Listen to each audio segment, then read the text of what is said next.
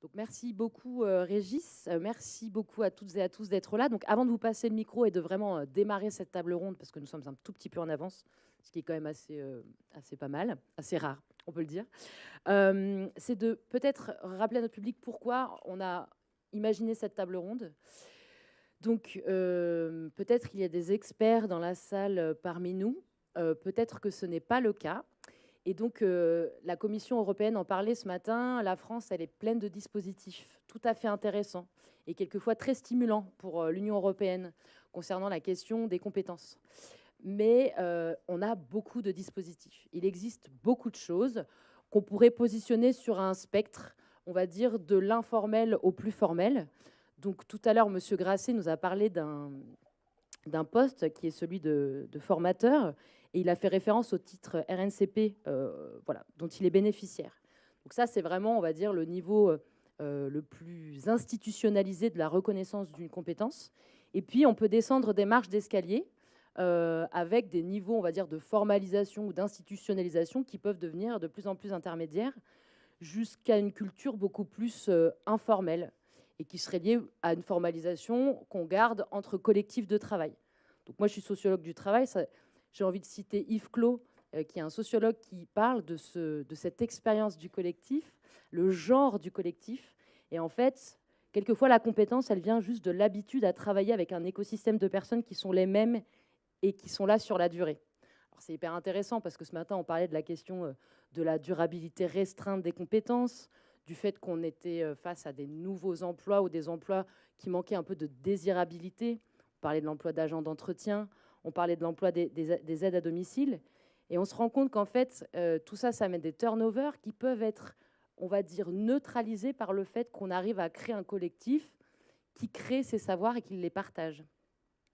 Et donc, ce qu'on a cherché à faire aujourd'hui, c'est de vous montrer une diversité de formalisation de la reconnaissance des compétences. Demain aussi, on fera cet exercice-là dans les tables rondes qu'il y aura à l'Agora.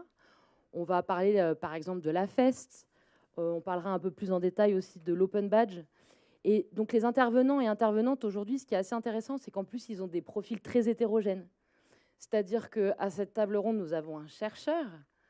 Nous avons aussi, en fait, des personnes qui sont conseillères spécialisées en formation professionnelle. Nous avons aussi des cadres qui définissent en fait des programmes et des catalogues de formation. Et on a aussi des personnes voilà, qui formalisent et qui diffusent des dispositifs qui sont là pour trouver des solutions ponctuelles à des problèmes de formation. Donc là, c'est un micro-échantillon, mais voilà, ce spectre est très, très, très, très large. Alors, je n'ai pas fait le travail de Raphaël Grasset d'aller regarder dans les bases de données ce qui avait été publié récemment. Il y a beaucoup d'articles qui partent de cette diversité. On avait Olivier Lasvernias, qui est chercheur également, et qui a travaillé sur la diversité des modalités de reconnaissance des compétences. Donc c'est un champ infini, et personne ne se sent jamais vraiment expert de la question. Donc là, ce qu'on essaye de faire, nous, c'est d'explorer, découvrir. Et nous, à la Cité des métiers, ce qu'on cherche à faire, c'est de se dire qu'il n'y a pas de bonne ou de mauvaise réponse. Il y a plein de réponses à plein de questions différentes. Nos questions peuvent changer tous les jours. En fait, il y a des tas de pistes sur lesquelles on met en fait, les publics en lien. On les fait découvrir tous les possibles. On essaye de faire en sorte qu'ils n'aient pas trop le tournis. Et on leur dira il y aura toujours une solution. Et on n'est pas obligé de viser un Master 2 pour s'en sortir dans la vie. On peut commencer étape par étape. Donc je pense qu'il est à peu près désormais l'heure de commencer. Et donc cette table ronde, chers intervenants et chères intervenantes, elle va se dérouler de façon un petit peu, voilà, on va se faire circuler le micro. Alors l'idée, c'est que chacun garde son micro autant que faire se peut pour qu'on ne mélange pas trop les... Donc ceux qui n'ont pas de micro, vous pouvez en prendre un à côté de vous. Et donc, je vais commencer en vous demandant à chacun et chacune de vous présenter. Alors, il n'y a aucun bouton à toucher. C'est programmé directement par la régie derrière, à laquelle je fais coucou, et qui sont les travailleurs de l'ombre de cette table ronde d'aujourd'hui, qu'on remercie beaucoup. Je vais vous demander dans un premier temps de vous présenter vous en tant qu'individu, mais aussi et surtout en fait l'institution pour laquelle vous travaillez, en nous rappelant un peu les missions et en quoi ils viennent nous aider sur la question des compétences. Alors, je propose qu'on commence par Madame Frel, ici présente, et puis après on suivra dans ce sens-là, si cela vous convient. Très bien. Merci beaucoup.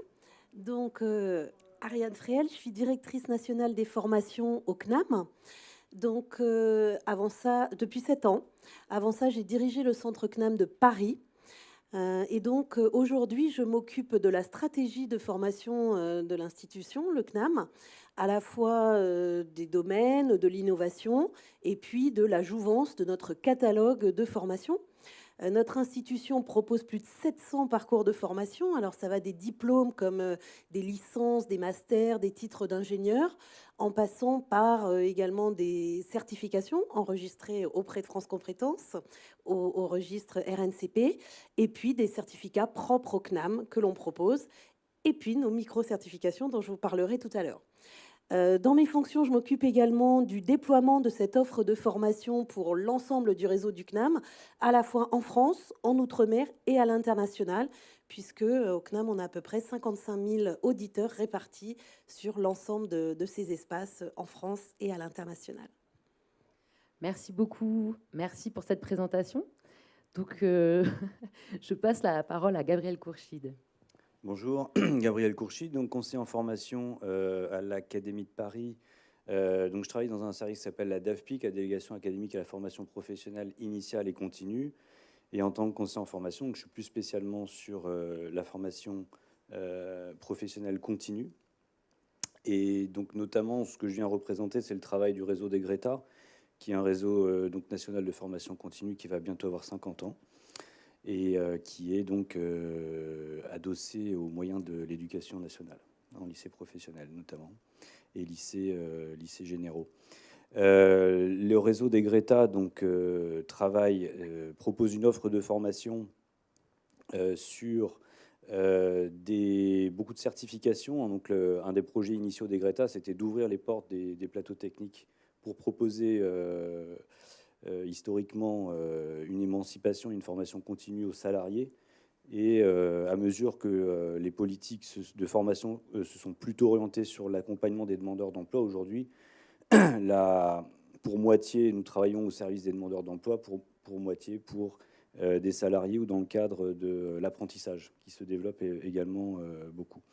Le champ d'intervention, on est sur les niveaux 3 donc, du CAP jusqu'à des licences professionnelles, donc sur des niveaux 6, je crois. En passant par les BTS, les Greta proposent une très grande diversité de diplômes de l'éducation nationale, mais également de nombreuses certifications adaptées aux besoins des publics, demandeurs d'emploi ou salariés en reconversion, dans une logique de proposer une offre qui permette un parcours de formation sans couture et qui soit adapté un peu à tous les moments dans la vie professionnelle des individus où il peut y avoir besoin de formation. Voilà, donc ce sera... Alors, plus spécifiquement sur Cléa, donc moi, j'ai été formateur d'acteurs de la formation. J'interviens également au Centre de ressources illetrisme et maîtrise de la langue d'Île-de-France, un dispositif qui est financé par la région pour favoriser notamment les partenariats et l'élaboration de cartographie des acteurs qui luttent contre l'illettrisme, dans un sens assez large, c'est-à-dire y compris les publics qui sont éligibles, enfin en tout cas identifiés pour la certification Cléa et de façon générale les compétences transversales. On reviendra dans la question d'après pour présenter le fameux dispositif Cléa. Merci beaucoup Gabriel Courchide. Je passe la parole à Laurent Sauvé. Bonjour tout le monde, merci pour cette invitation. Je suis Laurent Sauvé, je suis maître de conférence en psychologie différentielle au laboratoire de psychologie et d'ergonomie appliquée de l'université Paris-Cité. Donc parmi les thèmes centraux de mes recherches, il y a la question des compétences à s'orienter. Donc c'est, pour le définir brièvement, les compétences à s'orienter, ce serait l'ensemble des savoirs, savoir-faire, savoir-être qu'une personne serait amenée à mobiliser pour s'orienter et construire son parcours dans une perspective d'orientation tout au long de la vie. Donc depuis maintenant plusieurs années, depuis je crois 2020, donc nous travaillons aux côtés de l'ONICEP dans le cadre du programme Avenir pour élaborer le référentiel Avenir, donc un référentiel des compétences à s'orienter à destination du collège et du lycée. Et donc, notre équipe de recherche s'intéresse vivement à comment est-ce qu'on conceptualise les compétences à s'orienter, comment est-ce qu'on les mesure. Donc, pour vous donner quelques éléments, lorsqu'on parle de compétences à s'orienter, ce qui en fait des compétences assez spécifiques par rapport à d'autres registres, c'est qu'elles embarquent quelque chose de l'ordre de la subjectivité, en fait, de l'ordre de qui je suis, dans quel contexte je suis. Donc, en fait, parfois, quand on s'intéresse aux compétences, il y a cette relation entre le normatif ou des éléments qu'on peut objectiver et des éléments qui seraient plus de l'ordre du subjectif. Donc, en fait, on se retrouve ici à cette intersection. Donc, voilà, on s'intéresse à cette question de la conceptualisation, de l'évaluation. Comment est-ce qu'on peut accompagner aussi des pratiques pédagogiques d'accompagnement à l'orientation où on pourrait donc faciliter l'acquisition de ces compétences à s'orienter. Et donc, ce qui nous amène à conduire plusieurs séries de recherche-action à destination davantage de publics scolarisés, donc que ce soit le collège, le lycée ou l'enseignement supérieur. Merci beaucoup, Laurent. Et du coup, je trouve très intéressant dans cette table ronde, c'est de pouvoir faire cette mise en abîme, parce que la question de la compétence qu'on peut viser ou formaliser, parce que c'est une pratique qu'on peut déjà avoir. Et puis, il y a cette notion d'orientation, en fait, que traditionnellement, et puis pour des raisons un peu institutionnelles, on met un peu au début du parcours. En fait, on se rend compte que la formation tout au long de la vie, c'est un peu la sociologie des ruptures, c'est retrouver, se réorienter, redonner du sens, réarticuler. Et cette notion-là, elle est vraiment, elle est dans les interstices, elle est en articulation de ces temps de formation. Et c'est pour ça que c'était très intéressant de vous avoir dans cette table ronde, parce que c'est souvent un impensé. Et maintenant, je passe la parole à Gladys Vidal. Bonjour à tous, donc Gladys Vidal. Alors moi, pour faire un petit topo de qui je suis après, d'où je travaille, pour vous expliquer. J'ai fait des études en sciences économiques et j'ai travaillé plusieurs années au sein de l'Institution Pôle emploi, devenue maintenant France Travail, où je travaillais sur la mise en œuvre de l'offre de services auprès des demandeurs d'emploi et également du domaine de la formation. J'ai intégré la Caisse des dépôts en 2021. Alors la Caisse des dépôts, j'ai intégré la direction des politiques sociales. La direction des politiques sociales, au sein de la Caisse des dépôts, elle s'occupe de 4 grands domaines qui sont le grand âge, la retraite, le handicap et la formation professionnelle. Moi, je travaille au sein de la formation professionnelle à la mise en œuvre, en fait, pour le compte de l'État, de mandats qu'il nous confie. Le mandat le plus connu, enfin en tout cas j'espère, c'est celui de la mise en œuvre du compte personnel de formation à travers l'application et le site Mon compte formation. Moi, au sein de cette direction des formations professionnelles, je travaille à la mise en œuvre des parcours pour les clients, qui sont principalement les titulaires de comptes personnels de formation, mais également les organismes de formation et les employeurs, et également à la mise en œuvre de nouveaux services associés à mon compte formation, qui sont le passeport de compétences et le passeport de prévention. Donc aujourd'hui, l'enjeu, c'est de vous expliquer ce qu'est le passeport de compétences et en quoi, derrière, ça va être un outil dans le cadre de la reconnaissance des compétences. Eh ben, c'est parfait, parce que du coup, c'est une bonne transition. Je vais vous repasser la parole, Gladys Vidal, pour que chacun va présenter un peu plus en détail ce dispositif de reconnaissance des compétences, en commençant par le passeport de formation. Alors, la loi en fait, pour la liberté de choisir son avenir professionnel de septembre 2017 a proposé à chaque titulaire d'un compte personnel de formation de pouvoir disposer d'un passeport d'orientation, de formation et de compétences. Donc c'est comme ça qu'il est nommé dans la loi, et nous, de façon un peu plus commune, on l'appelle le passeport de compétences, pour qu'il soit un peu plus compréhensible pour l'ensemble des usagers.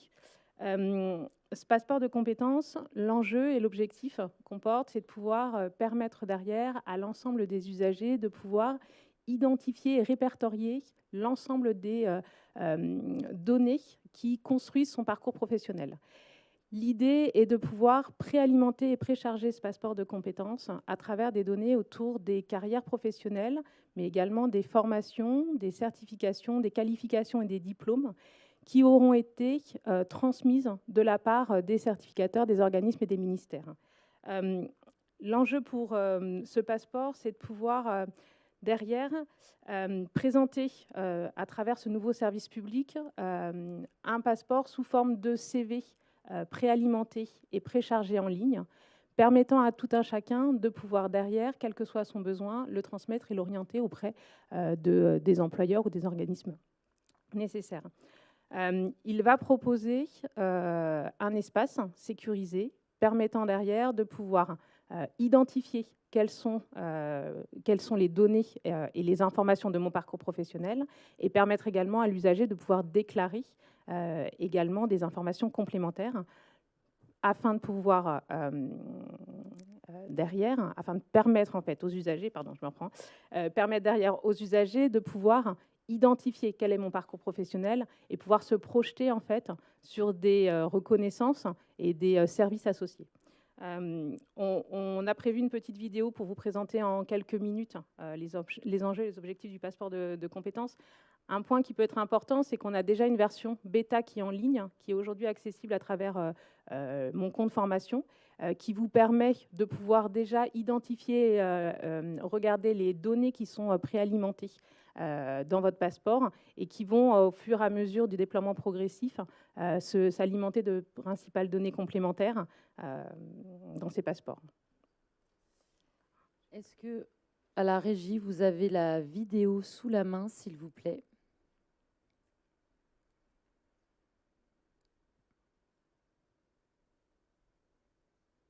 Alors, peut-être le temps que cette vidéo se mette en place. Du coup, ce dispositif est déjà opérationnel? Il est déjà en ligne. Il est en ligne en version bêta. Alors, c'est important de dire la version bêta, puisqu'il aura en fait toute sa valeur dès lors qu'on aura une diversité de données qui seront préalimentées de la part des organismes et des ministères, notamment les diplômes, les formations, mais également les expériences professionnelles. Donc, on a plusieurs vagues de déploiement, mais il est déjà en ligne pour pouvoir permettre, dans un premier temps, de tester les données préalimentées, de tester le service CV qui va avoir une valeur et un intérêt en fait pour les usagers, puisqu'il permettra de garantir les compétences, les connaissances acquises dans le cadre de ces formations, mais également de ces expériences professionnelles. Vous recherchez des formations ciblées? Le CNAM vous propose des micro-certifications conçues pour répondre rapidement à vos besoins d'acquisition. Ça, c'est la vidéo du CNAM, et ce sera avec Ariel Fréhel, qui, au bout du... Voilà, c'est la deuxième vidéo. En avance de phase. Et alors, du coup, moi, je me pose la question de savoir comment vous travaillez avec les différents organismes. J'imagine qu'il y a des enjeux techniques, mais comment vous gérez le fait qu'ils puissent pousser les informations et voilà, avec qui vous travaillez pour que ça puisse être rendu opérationnel? Parce que spontanément, je me dis, ça fonctionne pour un grand organisme comme l'Éducation nationale, mais avec des PME, est-ce que ce serait compliqué de faire ce lien? Alors, vous avez raison de... Décidément. Vous avez raison de le dire, il y a des vrais enjeux techniques. Donc je le disais, la loi elle est passée en 2017, on est en 2023 et en 2024 même, et on a un passeport qui est uniquement en version bêta. On avait un enjeu technique de pouvoir construire cette plateforme, mais également un vrai enjeu de coopération avec l'ensemble des fournisseurs de données. Alors je les appelle comme ça parce qu'ils sont divers. Ça peut être des certifications professionnelles, des certificateurs professionnels, des ministères, mais également l'ensemble des employeurs à laquelle on s'adresse pour pouvoir récupérer les données de carrière professionnelle. On a eu besoin en tout cas également de l'appui des ministères et du ministère de l'Emploi et de la Formation professionnelle pour pouvoir noter dans la loi les obligations de certains partenaires, notamment les obligations des certificateurs professionnels et des ministères pour nous transmettre de façon sécurisée et de façon fiabilisée, ce qui permet derrière de pouvoir afficher des données qui sont des données qualifiées, des données à valeur probante, de pouvoir nous transmettre en fait ces informations de manière obligatoire.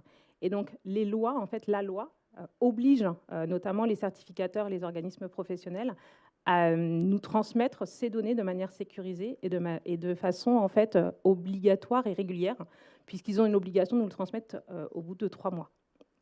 D'accord, c'est très clair. C'était un lien YouTube, si je ne m'abuse. Tout à fait. Est-ce que vous voyez le lien YouTube en régie? Il est sur le conducteur et on l'a ouvert tout à l'heure avec Joséphine. Bon, du coup, le temps qu'on retrouve le lien... Sinon, il sera à disposition. Oui, exactement. Sur le site de France Compétences, c'est ça? Alors, sur le site de la Caisse des dépôts et de consignation. Oui, sur la Caisse des dépôts et de... Mais on travaille en lien avec France Compétences, vous avez raison. Tout à fait.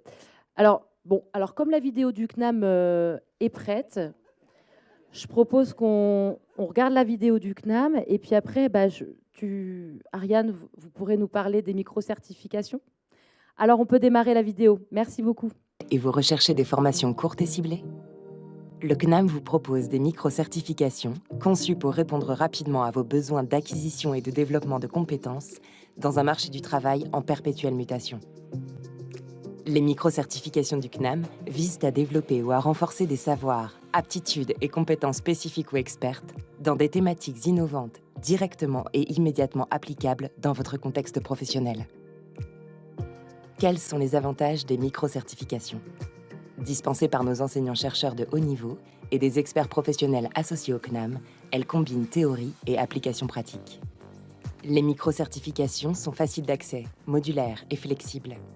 D'une durée comprise entre 7 et 30 heures, majoritairement accessibles en ligne, elles vous permettent une inscription au gré de vos besoins et un apprentissage à votre rythme.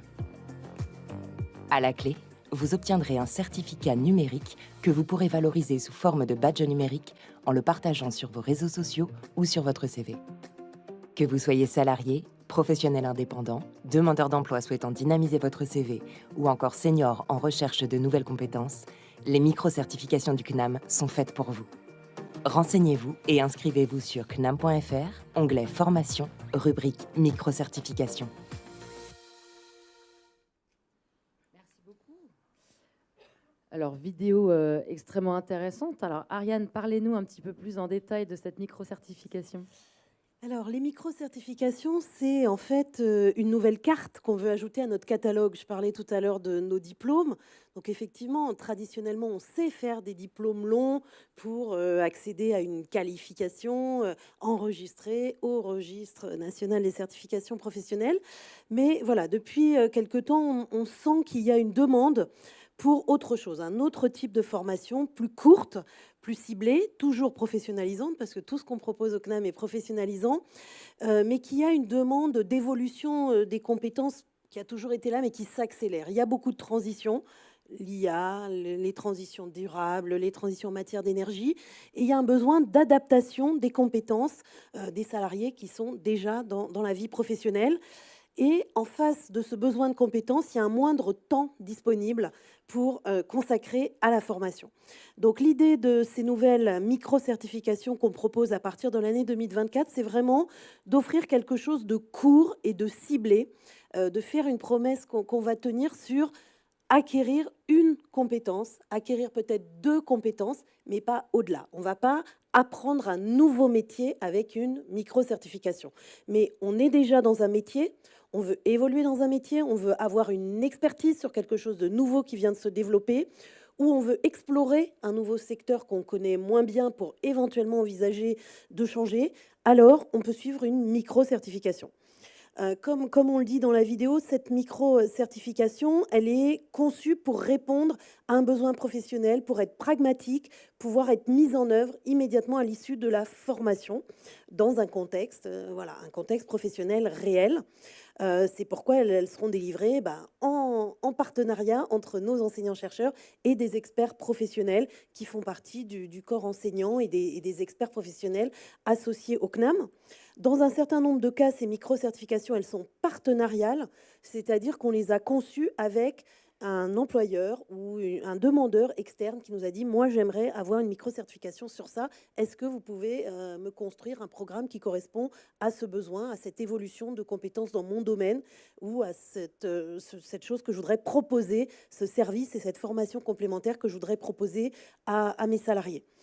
Donc voilà l'idée. Bon, vous avez vu la durée, 7 à 30 heures, donc c'est quelque chose d'assez court, ce qui est un petit peu nouveau dans notre contexte de l'enseignement supérieur, puisqu'on est un établissement d'enseignement supérieur. Mais voilà, l'idée, c'est d'arriver à proposer quelque chose sur un format qui permet à tout le monde d'y accéder. Un format court dans le temps, un format accessible sur toutes sortes de supports. On peut le suivre sur sa tablette, on peut éventuellement le suivre sur son téléphone, même si c'est pas facile, sur son ordinateur, chez soi, le soir, le week-end, à la pause déjeuner, au moment où on souhaite. On prend sa micro-certification. Et puis, à l'issue, on aura une évaluation, puisque ce n'est pas seulement une acquisition de connaissances qui vont être délivrées par un corps professoral, mais vraiment une mise en pratique, une situation réelle, un exercice, un ensemble d'évaluations possibles pour tester si la compétence est maîtrisée. Et donc, à la fin, on aura validé ou pas validé sa micro-certification certification, et si on l'a validé, on disposera donc de ce format de certificat numérique. Ça aussi, c'est un petit peu nouveau pour nous, puisqu'on a l'habitude de délivrer des parchemins de diplômes avec une belle estampille en relief, etc., signés par le recteur de l'Académie de Paris. Et bien là, on délivrera des certificats numériques avec ces liens. Les métadonnées seront inclus à l'intérieur du certificat numérique et pourront être partagés sur les réseaux sociaux, directement sur le CV, sur LinkedIn et autres plateformes où on montre les compétences qu'on a acquises. Donc voilà, on espère vraiment que ça répond aux besoins qui nous ont été remontés à la fois du côté des salariés et des employeurs. Merci beaucoup. On verra l'impact sur les publics dans les questions suivantes. Je passe la parole à Gabriel Courchide qui va nous parler du dispositif CLEA. Alors Cléa, je vais faire un petit détour historique pour reprendre la genèse de ce dispositif.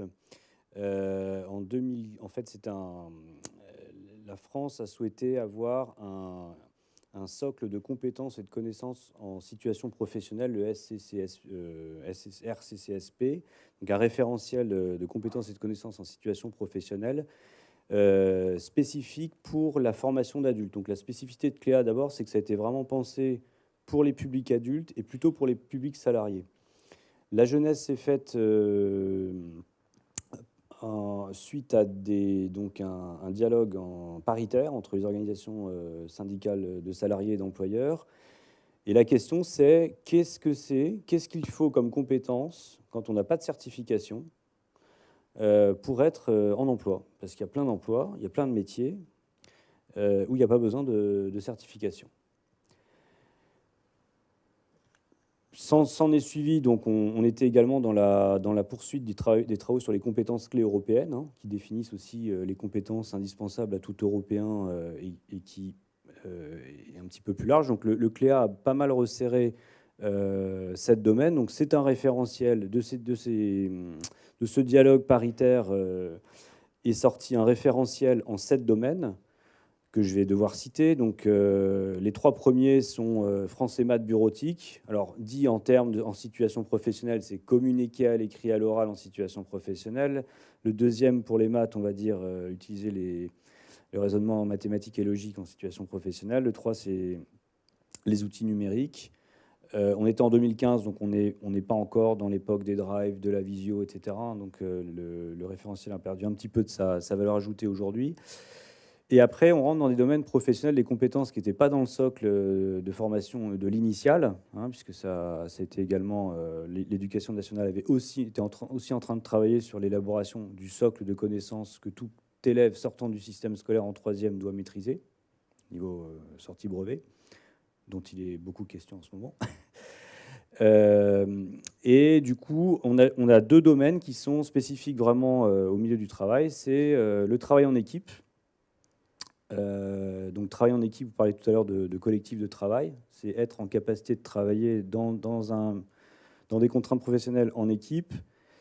Après, il y a travailler tout seul en autonomie, donc je respecte des consignes moi-même, donc ça c'est le travail, respecter des consignes dans un travail en autonomie.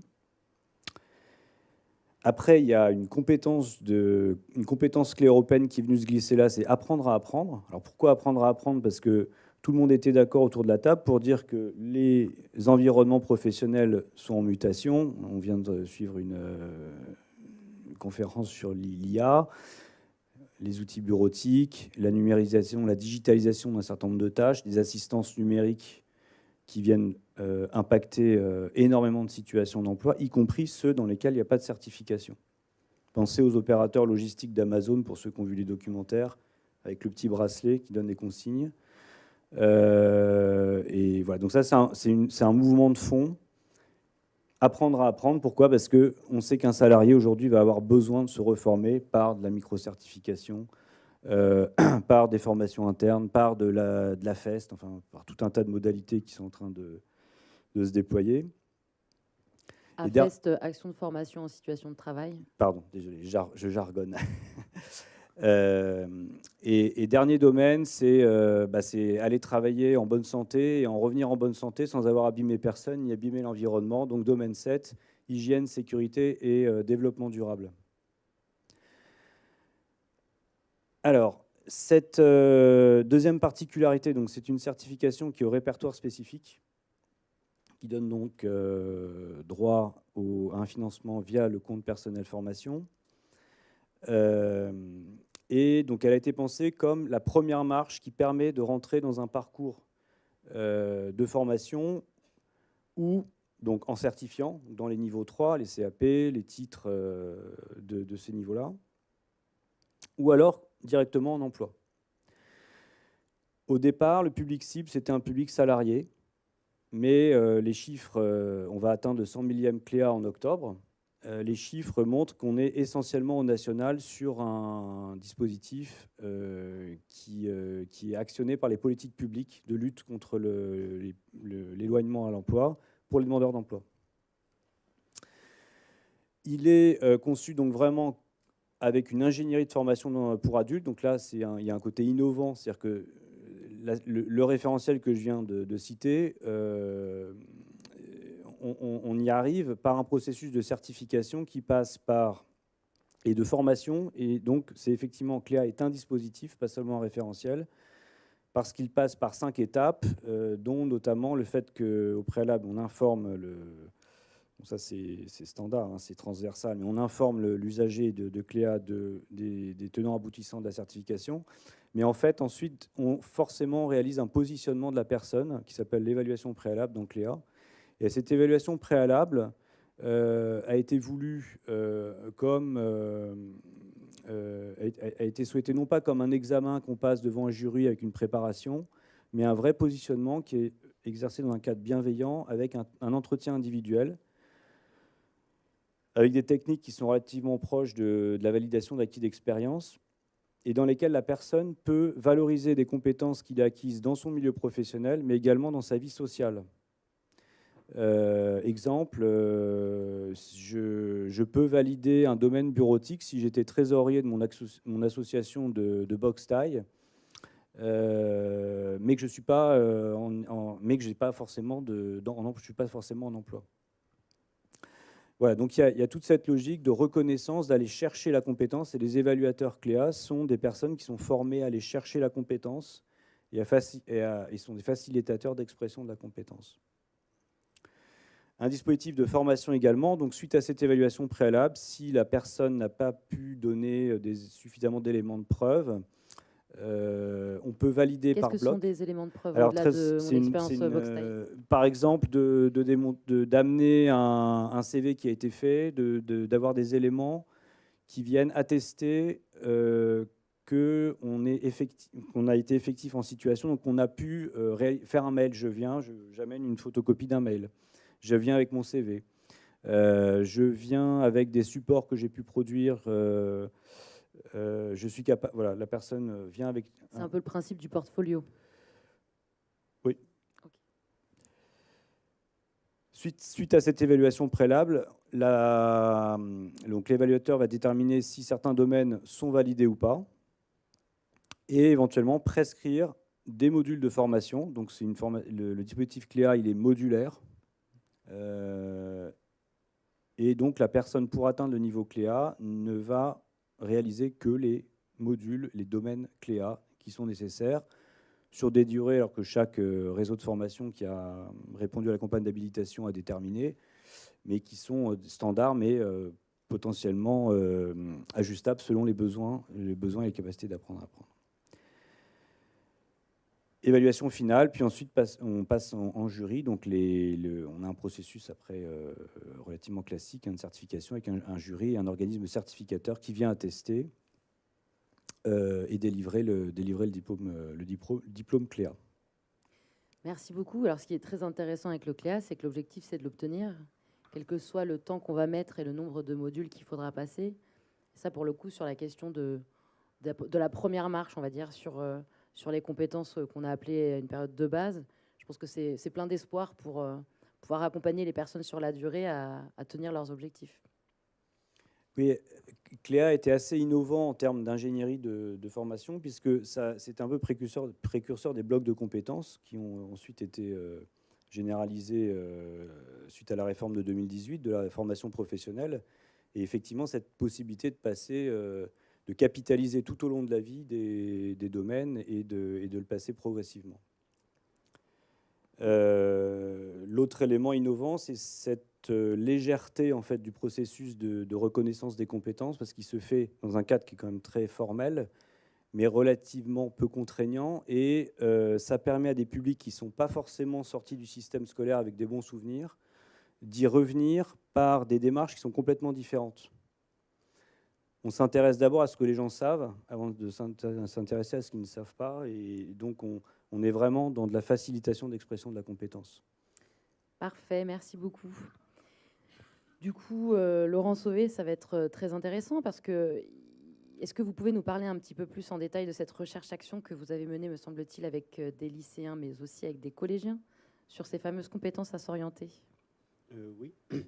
Alors, donc, comme j'évoquais en introduction, donc ça fait maintenant plusieurs années qu'on travaille aux côtés de l'ONICEP pour élaborer un référentiel national des compétences à s'orienter. Donc, en fait, on a essayé d'associer à la fois ce regard de chercheurs et ces réalités du terrain. Donc, finalement, élaborer un référentiel de compétences, je pense que ça parle à peu près à tout le monde sur toutes les démarches et tout l'enjeu qui peut y avoir. Donc, on a justement, donc c'est la démarche dans laquelle on s'est engagé. Donc, on a travaillé dans un premier temps en direction du lycée, puis après en direction du collège. Donc c'est une recherche-action, enfin on appelle ça une recherche-action au sens où dans une première étape, on l'a avant tout conçu en ayant une phase de recherche, où on a interrogé des élèves et des acteurs de l'orientation, puis après, voyant que finalement les résultats de nos recherches produisaient certains résultats, mais qui manquaient un côté opérationnel, il y avait tout ce côté d'aller sur le terrain. Donc, le projet s'est fait à certains égards chemin faisant, mais entre le lycée et le collège, donc on est une petite équipe, on était à peu près 3, et donc on a pu y associer les 18 régions académiques donc en se rendant dans un certain nombre d'établissements, à la fois donc, de nombreux lycées et de nombreux collèges. Alors, je n'ai pas exactement tous les bilans en tête, mais du côté du lycée, je crois qu'on a associé plus de 3000 lycéens et à peu près plus de 6000 collégiens qu'on a pu rencontrer. On s'est rendu en classe, on les a associés à différentes actions. Et donc, ça nous a aussi permis de se rendre compte de la diversité aussi des établissements, des profils. Et donc, voilà, donc on est en train de rédiger le référentiel Les compétences à s'orienter au collège. Donc, je crois qu'il y a des collègues de l'UNICEF dans la salle et d'autres encore qui l'attendent avec impatience. Donc, il est en cours de rédaction et il sera bientôt disponible. Et donc, ce qui a été un élément assez important, c'est de se dire finalement dans quelle mesure est-ce qu'on peut élaborer un référentiel national, parce que dès lors qu'on parle de compétences à s'orienter, je l'ai évoqué tout à l'heure, donc c'est l'ensemble des savoirs, savoir-être, savoir-faire qui seraient nécessaires pour construire son parcours. Mais finalement, ça amène à se poser un certain nombre de questions, c'est-à-dire que finalement, est-ce que tous les élèves sont identiques? Est-ce qu'on est exactement dans les mêmes situations? Et on peut le voir très vite qu'il y a des différences territoriales, que finalement être lycéen dans un lycée situé en zone rurale, c'est pas forcément la même chose, c'est pas forcément les mêmes enjeux que d'être lycéen en plein centre-ville à proximité d'établissements d'enseignement supérieur. Donc par exemple pour certains lycéens s'orienter et donc penser cette transition entre le lycée et l'enseignement supérieur, ça veut dire s'engager dans une mobilité géographique, quitter sa famille, peut-être prendre un studio, découvrir ce que c'est que de vivre en autonomie ou vivre en CTU, là où d'autres, et parfois on a le cas, donc étant à l'université Paris-Cité, parfois on discute avec certains étudiants, enfin, pas parfois, on est régulièrement en lien avec ces étudiants-là. Et parfois, il arrive qu'un étudiant me dise « Oui, pour moi, la transition entre le lycée et l'enseignement supérieur, c'est simplement changer de ligne de métro. » Et finalement, il n'y avait pas de grand changement marquant. Donc, c'est finalement comment on accompagne l'ensemble de ces élèves par rapport à ces différences. Alors, on pourrait se dire... Ce qui complexifie d'autant plus l'équation, c'est qu'on est dans un monde en mouvement et finalement on est sur des jeunes qui, dans leur situation, peuvent évoluer au même titre qu'on est dans un environnement qui évolue. C'est-à-dire qu'on pourrait très bien se dire, bah, tiens, pour les élèves qui habitent en plein centre-ville de Paris, bah, ça va être assez simple pour eux de s'orienter. Toute cette question de la mobilité géographique, on peut la laisser de côté. Mais ce serait finalement passer sous silence le fait que peut-être il peut y avoir une mutation d'un des deux parents qui les amène à s'engager dans une mobilité en dehors d'une région et finalement repenser l'orientation sous un angle totalement différent. Donc bien entendu, ça pose toute cette question de ce qu'est l'orientation tout au long de la vie et finalement qu'à chaque instant, on peut être amené à se retrouver dans une situation nouvelle, à avoir un projet nouveau qui pourrait finalement changer toute la situation dans laquelle on se trouve. Par exemple, on pourrait très bien se projeter sur un BTS qui est juste à côté de chez nous, auquel cas, effectivement, cette projection, on peut assez facilement la visualiser. On peut ne pas avoir cette autocensure de la mobilité. Désolé d'insister sur la mobilité, mais il y a d'autres, bien entendu, d'autres paramètres. Mais si à un moment donné, on change et on veut finalement non plus aller dans ce BTS qui est juste à côté, mais aller peut-être dans une licence qui est à l'autre bout de la région académique, ben, ça va changer beaucoup de choses. Au même titre qu'on peut avoir, par exemple, des élèves qui sont soutenus financièrement par leurs parents et qui, d'un seul coup, suite à un changement dans leur évolution, dans leur situation, peuvent amener à devoir repenser leur projet. Donc, c'est finalement comment on accompagne les élèves à développer l'ensemble de ces compétences à s'orienter face à des besoins qui pourraient être immédiats et saillants. Et comment les accompagner aussi sur des besoins qui ne pourraient pas être immédiats, mais qui pourraient se révéler au fur et à mesure de l'évolution de la construction de leur parcours. Donc on s'est effectivement penché sur finalement qu'est-ce qui pourrait amener, enfin comment on peut identifier ces compétences et comment est-ce qu'on les accompagne. Donc c'est un exercice assez compliqué parce que ça amène aussi à essayer parfois de déconstruire les choses. Je prendrai un exemple dans le référentiel des compétences à s'orienter. Il y a une compétence qui s'intitule déconstruire, interroger et déconstruire les représentations. On a volontairement pris la question des représentations et non pas interroger et déconstruire ces représentations, puisqu'on s'est aperçu en discutant avec un certain nombre d'élèves que dans leur quotidien, finalement, ce n'était pas tant leur propre représentation qui posait des difficultés dans la construction de leur parcours, mais c'est toutes les représentations qui pouvaient être dans les médias, qui pouvaient être transmises par les parents ou les enseignants. Et finalement, on se rend compte qu'effectivement, sur cette question des représentations des métiers, c'est parfois tout le discours environnant qui vient façonner ces représentations davantage que ces propres représentations qu'on peut avoir. C'est très important ce que vous dites, parce que c'est un sujet un peu sous-jacent dans notre échange. C'est qu'il y a la compétence qu'on va viser, et puis il y a la compétence qu'on va valoriser, la compétence, l'existant, la pratique qu'on peut avoir au quotidien. Et en fait, l'avantage, c'est qu'on a l'impression qu'on peut avoir un dispositif léger pour les mettre en avant, mais le risque aussi, c'est d'aller naturaliser tout un tas de compétences qui peuvent être attachées à notre catégorie socio-économique ou à notre genre. Et c'est hyper intéressant parce qu'on se rend compte que les deux grandes compétences attendues en Europe en 2030, c'est quand même agent d'entretien et aide à domicile. Et le risque, c'est qu'on se retrouve avec des personnes d'un certain profil dans chacun de ces postes. Juste pour rebondir et pour finir là-dessus, Laurent Sauvé, vous avez pas décrit les grandes catégories de compétences à s'orienter. Vous avez beaucoup parlé de la question territoriale dont on a parlé beaucoup ce matin, qui est éminemment très importante, et surtout quand on se met à l'échelle européenne, enfin, ça devient évident. Et puis évidemment, les métiers marins ne vont pas se retrouver au centre-ville de l'Île-de-France. Mais il y a il y a 3 catégories de compétences à s'orienter. Est-ce que vous pouvez nous les décrire ? Oui, alors donc ça va vous interroger aussi ma capacité à me rappeler de tout ce qu'on a écrit dans ce référentiel. Moi, je alors, les ai en tête. Donc effectivement, c'est un document qu'on a formalisé, donc qui fait à peu près 80 pages, qui donc décrit 15 compétences organisées en 3 blocs. Donc il y a un premier bloc qui est plutôt autour donc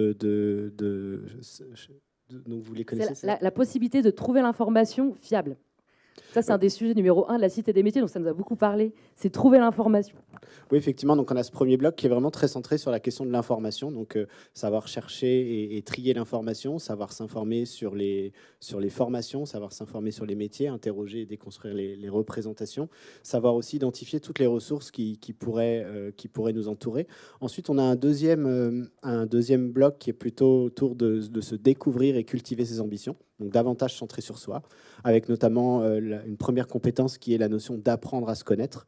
Donc la question d'apprendre à se connaître, par exemple, elle est très tournée aussi sur finalement apprendre à se connaître alors même qu'on est en mouvement. Donc par exemple, un collégien ou un lycéen, c'est encore un adolescent qui est en pleine construction avec sa personnalité qui se révèle, ses intérêts qui évoluent. Par exemple, peut-être que si vous avez des adolescents autour de vous, vous dites « je ne comprends pas toujours, ils ont un métier un jour, un mois suivant, ils ont un autre métier », c'est normal, c'est la trajectoire développementale d'une personne en construction qui se révèle, qui est encore très sensible à son environnement.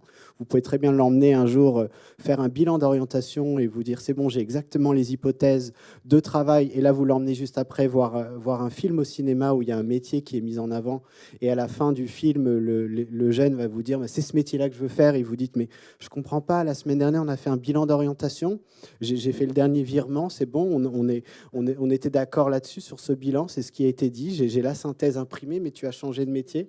Et en fait, effectivement, on voit que ça peut évoluer, c'est normal, en fait, et ça se produit aussi tout au long de sa vie. Parfois, à apprendre à se connaître, on en est à un moment donné à se poser des questions sur soi, parfois à l'intersection de situations qu'on rencontre en étant adulte, par exemple, un nouveau collègue qui arrive, qui nous amène une nouvelle vision du monde, des mouvements dans l'entreprise, peut-être l'arrivée d'un nouveau membre dans la famille qui réinterroge ses priorités au travail. Donc on a justement ces outils-là qui nous amènent aussi à penser que finalement apprendre à se connaître, c'est pas juste une question de jeune, c'est une question de tout au long de sa vie, puisque tout au long de sa vie, on est aussi amené à évoluer et à envisager peut-être des horizons nouveaux.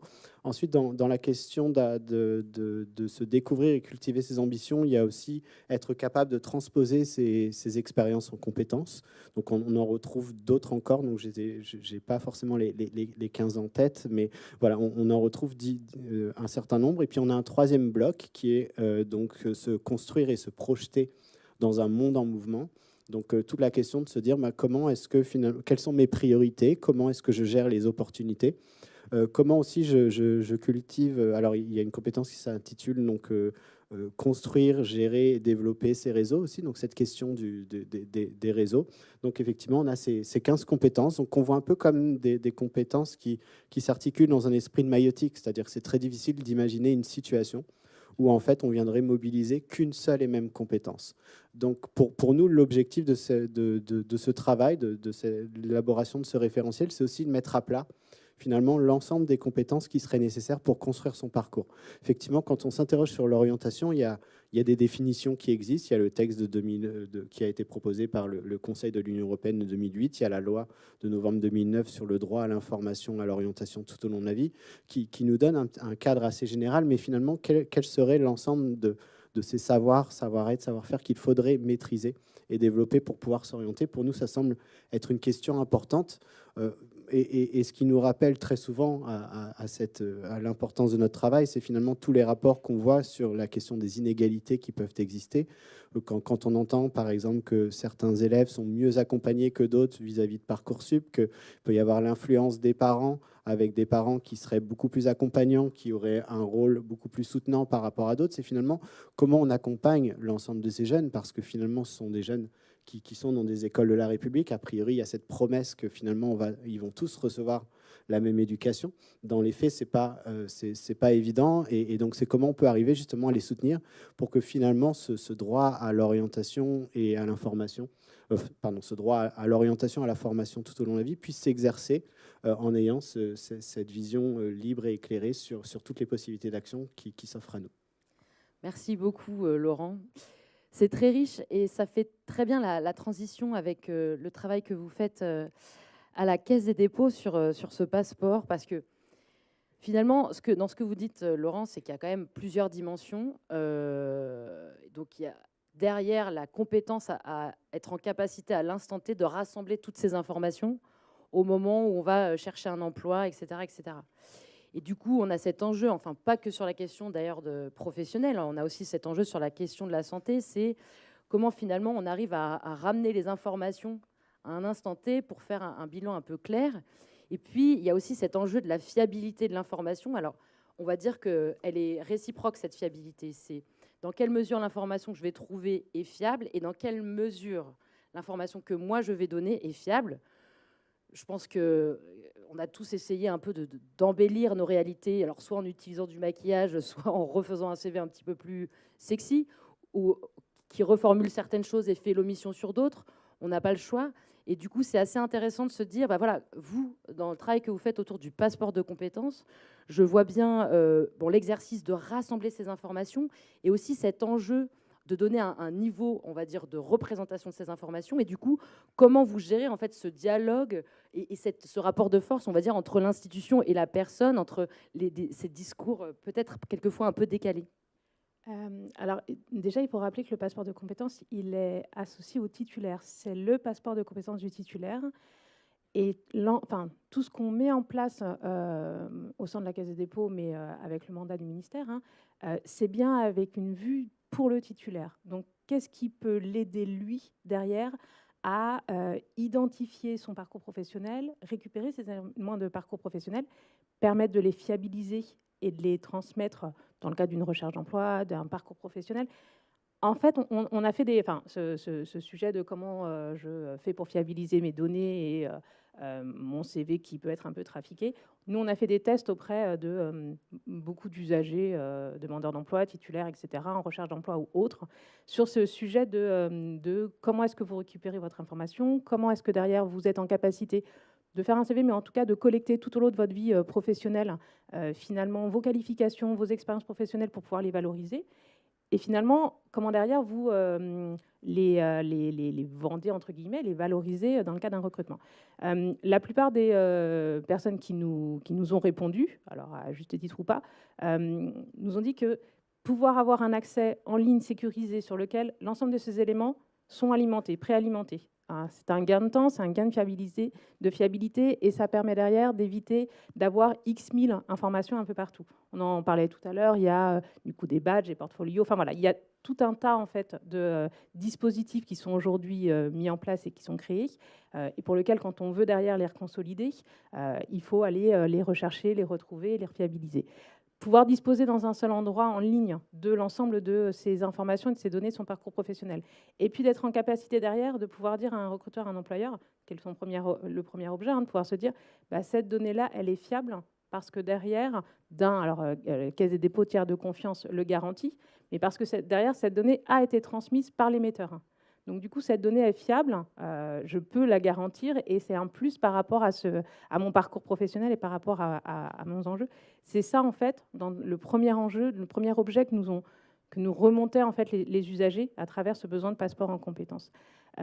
L'idée également est de pouvoir se dire, je parlais des expériences professionnelles, donc les compétences qu'on acquiert en travaillant au sein de son expérience professionnelle, celles qu'on a du coup acquises dans le cadre d'une formation. Et puis l'idée également va être de pouvoir se dire comment est-ce qu'on intègre d'autres types de compétences, comment est-ce qu'on intègre les micro-certifications à travers les badges, comment est-ce qu'on intègre derrière d'autres compétences qui sont acquises dans d'autres secteurs, type du bénévolat, type de l'associatif, etc. Donc on travaille également pour pouvoir alimenter d'autres types de reconnaissance, d'autres types de connaissances dans les passeports de compétences. Ça, c'est la première phase en fait du passeport. La deuxième phase du passeport, et je termine juste peut-être sur la première phase, l'idée étant ensuite que c'est l'usager, le titulaire, qui lui est maître et décide de partager ou non ces informations vers un recruteur, et décide également quel type d'informations il partage. Donc, ce n'est pas parce que l'ensemble de ces données sont alimentées dans mon passeport de compétences que je fais le choix de toutes les partager vers mon recruteur.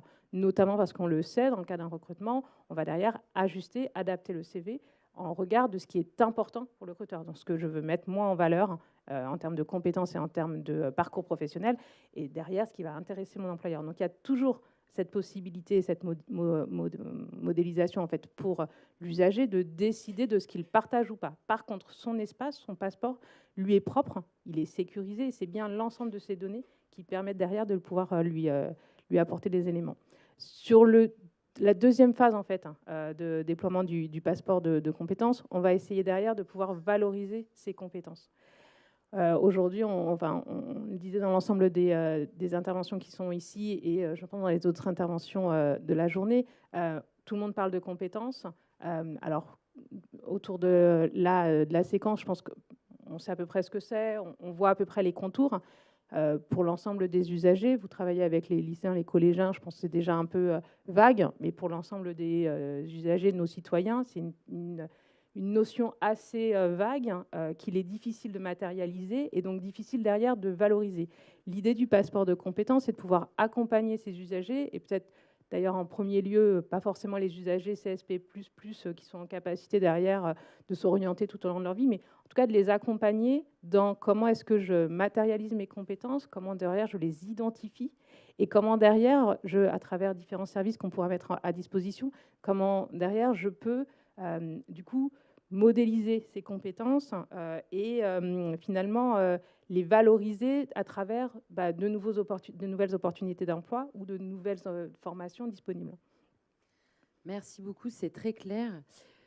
Du coup, je me tourne vers vous, Ariane, sur les micro-certifications, parce que je me souviens qu'on avait discuté avec Corinne Valleux du CNAM Paris, justement, sur ce format qui permet, comme vous le dites, de s'adresser aux personnes les plus éloignées, voire les personnes empêchées. Donc, on peut parler de personnes qui sont en maison d'arrêt, des personnes qui sont en situation de handicap et qui ne peuvent pas se déplacer, on va dire, au quotidien sur un lieu de formation.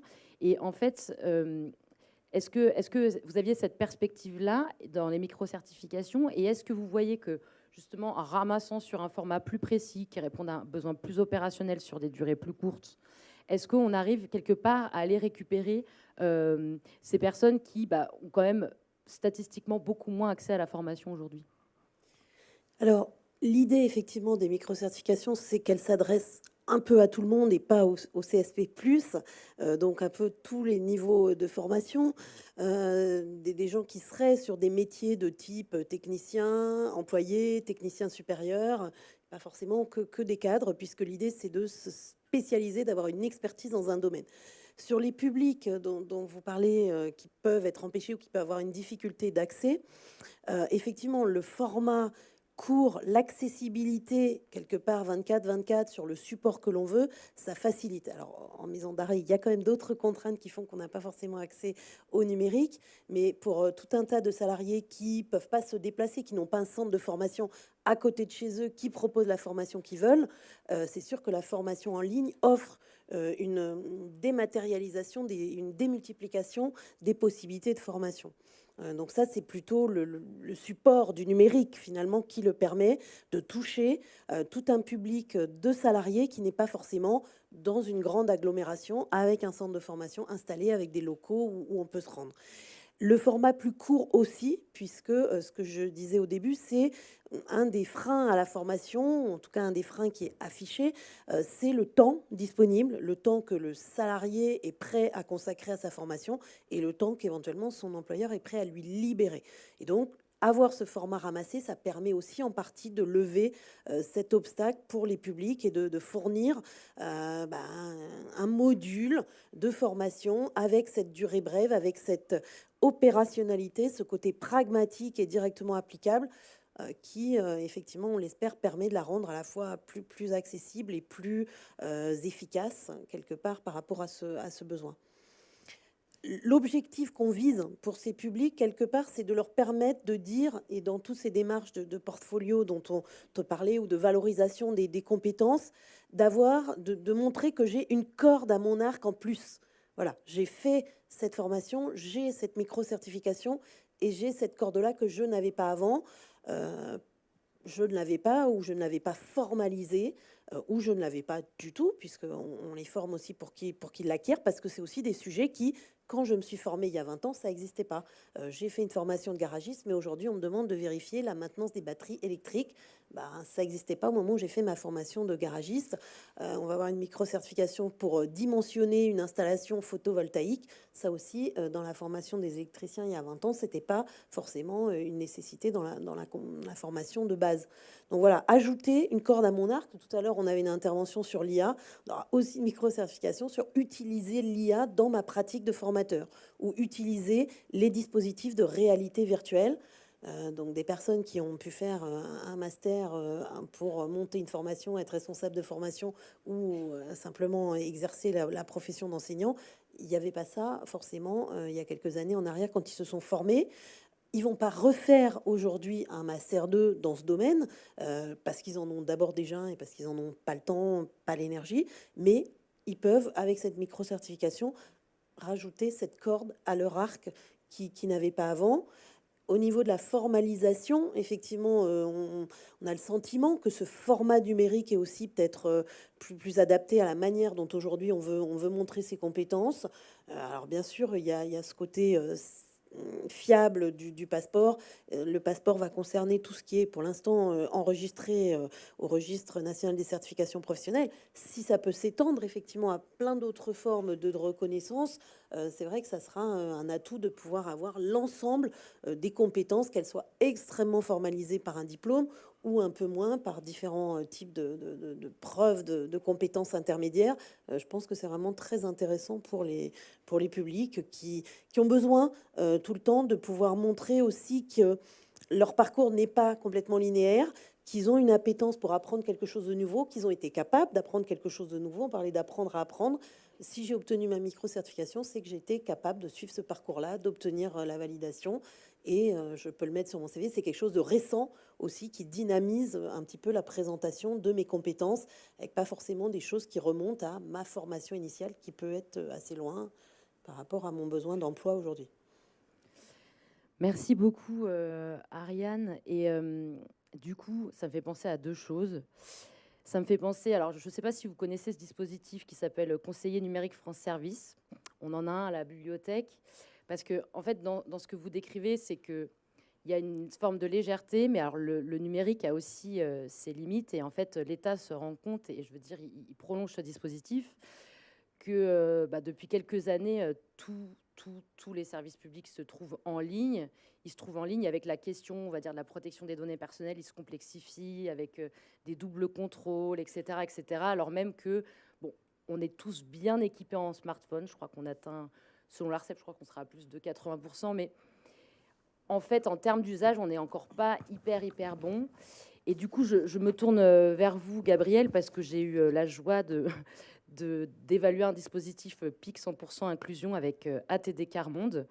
Et l'objet de ce PIC, c'était de valoriser les savoirs issus de l'expérience de pauvreté pour former des travailleurs sociaux. Et en fait, on a été très vite confronté au fait que dans ces formations de travailleurs sociaux, donc qui sont, je vais pas faire, on a des articles là-dessus, mais bon, qui devient de plus en plus complexe en raison de prérequis de plus en plus élevés, on se retrouvait finalement à devoir commencer par le CLEA. Et du coup, voilà, c'est un peu ça que je vous passe comme parole, parce que l'avantage du CLEA, c'est que vraiment, on peut s'adresser aux personnes qui sont très éloignées de la pratique orale, de la pratique écrite. On peut vraiment reprendre à zéro, et pour le coup, avec des personnes voilà, qui ont un vécu professionnel de pauvre. Je veux dire, quelque part, il faut tout reprendre. Et on ne peut pas, pour le coup, les envoyer directement dans des micro-certifications en ligne. Je pense qu'il y a toutes ces étapes un peu à mener. Et dans ces prérequis, enfin voilà, pour moi, quelque part, donc je vous repasse la parole sur la question du CLEA. Et aussi, je passe la parole à l'Assemblée sur cet enjeu du prérequis, parce que le CLEA, c'est un peu les savoirs de base qui sont comme un prérequis qui est assez rarement clairement formalisé. Qu'est-ce qu'on attend comme niveau d'oralité? Qu'est-ce qu'on attend comme niveau d'écrit selon les différents postes? Je pense qu'il y a des endroits où il faut écrire sans faute, et la plupart des postes, quelquement agent d'entretien, on ne va pas demander à la personne d'avoir un bon oral ou un bon écrit. Et du coup, voilà, comment vous arrivez à composer ça au sein du CLEA? Et finalement, quels sont les profils vers lesquels vous avez, 100 000, c'est énorme, mais est-ce que vous avez quelques retours d'expérience sur les profils? Est-ce que vous avez pu amener en termes d'évolution professionnelle? Oui, ça. La question que vous ouvrez, effectivement, c'est les bénéfices pour les usagers, et puis plus globalement, également, ça peut être aussi les bénéfices des entreprises par rapport à CLEA. Alors, pour commencer par les usagers, qu'ils soient demandeurs d'emploi ou salariés, les personnes qui ont passé CLEA, comme vous le disiez, ça peut être à la fin d'un assez long cycle de formation, qui peut être pour des personnes qui sont passées par des formations en français langue étrangère pour atteindre un niveau linguistique qui leur permet d'aller à CLEA. Et CLEA va venir légitimer en fait tout un tas de compétences du coup où on leur dit vous pouvez être opérationnel dans l'emploi. Donc il y a un premier élément qui n'est pas dans le référentiel, mais qui est quelque chose qu'on gagne quand on est dans l'accompagnement de la personne à la construction d'un projet professionnel ou social. Hein. C'est effectivement, j'avais oublié, je ne me rappelais pas qu'on avait travaillé ensemble sur ATD, mais c'est effectivement l'étayage. C'est-à-dire qu'on renforce la légitimité par ce travail d'inventaire que la personne se fait de façon réflexive. Hein, je sais faire ça, je sais faire ça. Et à force de faire l'inventaire, on a souvent cette réflexion, ah mais je ne savais pas que je pouvais faire tout ça. Et je ne savais faire tout ça. Pour des publics donc éloignés de l'emploi, qui peuvent, voilà, donc il y a déjà une revalorisation narcissique qui redonne du champ, comme vous disiez à la TD Carmonde, du pouvoir d'agir, c'est-à-dire retrouver de la marge de manœuvre dans un monde où on nous en demande beaucoup, en fait, se connecter à France Connect, etc. Rien que les démarches administratives, d'année en année, on voit qu'on doit faire les choses différemment. L'autre élément, donc, c'est, je disais tout à l'heure, trouver un parcours de formation. Et là aussi, pour entrer en CAP de mécanique dans la formation continue, il faut de nouveau passer des tests. Donc Cléa permet à la personne de franchir ces tests beaucoup plus aisément. Et pour des personnes qui étaient habituées à dire je ne sais pas, j'y arrive pas, ou qui s'en sont trouvées là parce qu'on n'arrêtait pas de leur envoyer cette image, parce qu'ils n'avaient pas de diplôme, dans un pays pour lequel le diplôme ou la certification est très très important. Bon, voilà, déjà on a cette revalorisation-là. Une capacité aussi à transférer ses compétences. C'est-à-dire, ça peut, si je suis capable d'énoncer une compétence dans ce milieu professionnel-là, à partir d'une expérience dans un environnement particulier, dans cette entreprise-là, mais Cléa, c'est transversal, donc transférabilité, donc je peux penser aussi à d'autres projets professionnels. Parce que je sais que je vais pouvoir aller me présenter dans d'autres filières, d'autres secteurs, d'autres entreprises.